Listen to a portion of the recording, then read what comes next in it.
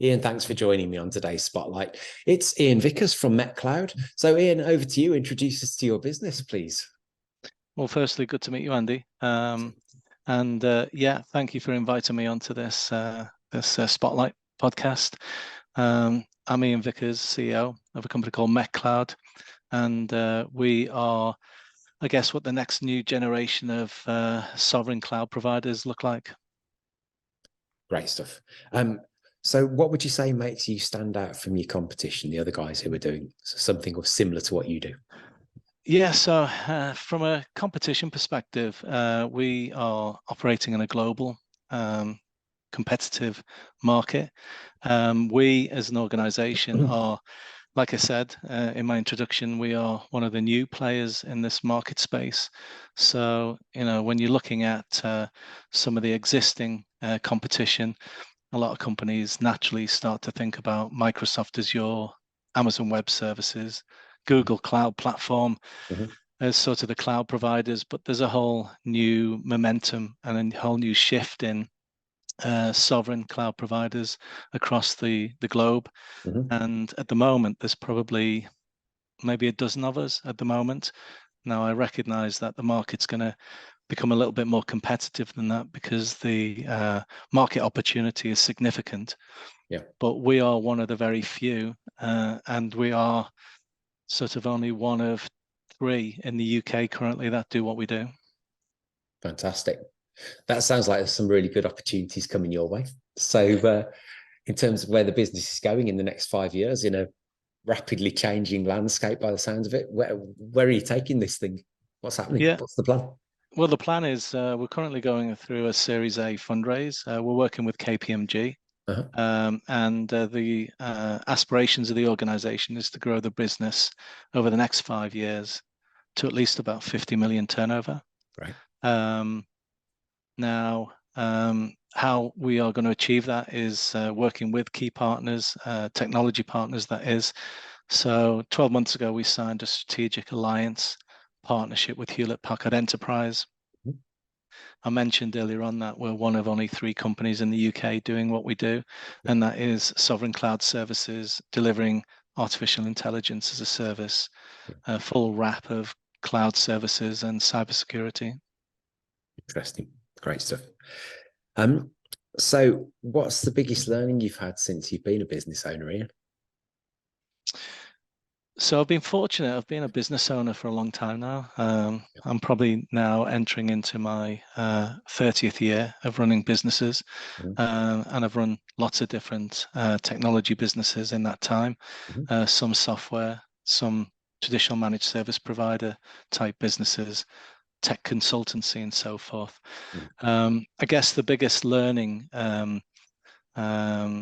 that I've gone through is actually always trying to keep everything as succinct and as simple to understand for your customer base to appreciate what you do. Try not to overcomplicate things, make it as simple for them to understand. Behind the scenes could be quite complex, but you have to quite simplify everything and keep it easily digestible for the consumer or the customer to understand. I think that's the biggest lesson I've learned. Yeah, really important. You're the expert in what you do, they're not. So yeah, fantastic. Yeah, for sure. And I think they value that, especially if you can deliver a trustworthy service, never let them down, or very rarely let them down if you can do that. And then and if you can continue to keep customers for a long time, I think customer retention is key. You don't want a high turnover of customers. Similarly, you don't want a high turnover of staff as well. So if you can keep a robust and rigorous business, then it's worth keeping it that way and keep building upon that success. Yeah, fantastic. And what about the biggest challenge that you've found yourself overcoming in your time in business, and how did you do it? Yeah, okay. So I think the biggest challenge is growth. It's always been growth. I think when you first start out in a business, I think it can often be just a handful of you, and you're often very talented, small group of people, and then as soon as you start adding more people to the business, it becomes more challenging. The first few appointments possibly they're okay. But as you continue to keep growing and growing and growing, that becomes then more challenging to make sure that you can keep a strong culture, the kind of people that you want to continue to keep recruiting are of the kind of people that you would normally recruit as well, if not better. And so I think the growth is always the challenge with people as well, especially if you're running a people business. Yeah, I agree, especially in recent times, actually. Yeah, I mean, on that note, that's again, I'm glad you brought that up with recent times, because the pandemic has been a major challenge with recruiting peoples with different, I guess, work aspirations. A lot of people want this work-life balance. They want to work from home. They want a hybrid working environment. And whilst that also brings lots of opportunities, it nevertheless does bring challenges for staff retention and recruiting good talent. And building that culture you talked about. Yeah, for sure. I mean, that's one of the biggest things that we've seen, is that, when we're trying to recruit people now, a lot of new people wanting to come in all want to work from home. Yet we are insistent that they do have to come to the office at least 3 times a week, so that they can build rapport and build team spirit. Yeah, vital, absolutely. If you were, with the benefit of the knowledge you've got now, no regrets, just new wisdom. If you were sitting having a conversation with your 18-year-old self, what would you say? I think if I was sort of had an opportunity, which I wish I could, is that I think not to be so hard on yourself and so self-critical. I think that's one of the things that, as being maybe an entrepreneur or a business-driven person, you can be the most critical person out of everybody. So I think that would be something I would like to take on board, because sometimes that can hold you back because you're too overly critical. I think, however, also to seize and be more brave in opportunities. I think when you see an opportunity, irrespective of age, I think you should go for it. And I think sometimes in my early years, I sort of passed on a couple of big opportunities because I felt I wasn't quite old enough or mature enough or knowledge enough. But actually, you're only going to learn on the job, and you should just try it and do it, and not be scared of failing. Yeah, couldn't agree more.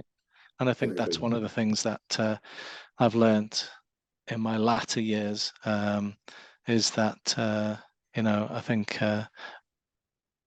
just trying things and not being scared of failing is a really good thing to do.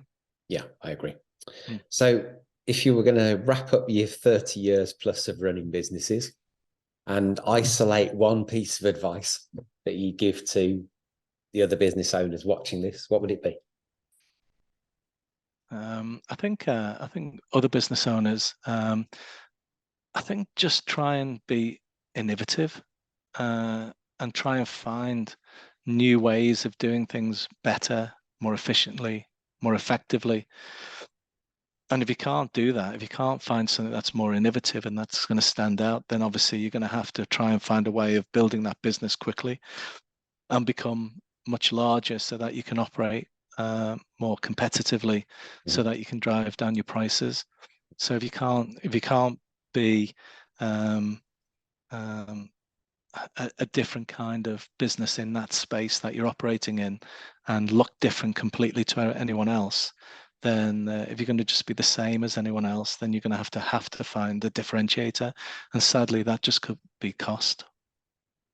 Yeah, that's true. Good, thank you. All of your contact details will be down there below the video. Yeah. In terms of finding out more about how you can help people and what are the next steps, over to you, Ian. What's the best next steps for finding out more about you? So, contacting Metcloud is really easy. You can just email us on hello@metcloud.com. I don't think it could be any easier than that. If you just reach out to us, explain what your perceived pain points and challenges are, within cloud and cybersecurity, then we're happy to, come out and see you, or have a Teams or Zoom meeting, just have a conversation. It really is as simple as that. We are not a high sales type business. We are more about long-term contract retention. And so what we're trying to find actually is customers that fit our objectives and align to our values. And that's the way that we are as a business. So don't be threatened by contacting us. You won't get a plethora of salespeople contacting you. But what we would like to generally do is reach out and talk to you. And then so just contact us. It's that easy. Brilliant. Thank you. Thanks for sharing your insights with us today, Ian, and wish you all the best on that growth curve up to 50 million. Sounds like it's going to be an exciting ride. So good luck with that, and thanks for today. I appreciate your time, Andy. Thanks again, and look forward to talking to you again in the future. Yeah, Cheers, thanks. Andy. Cheers. Take care.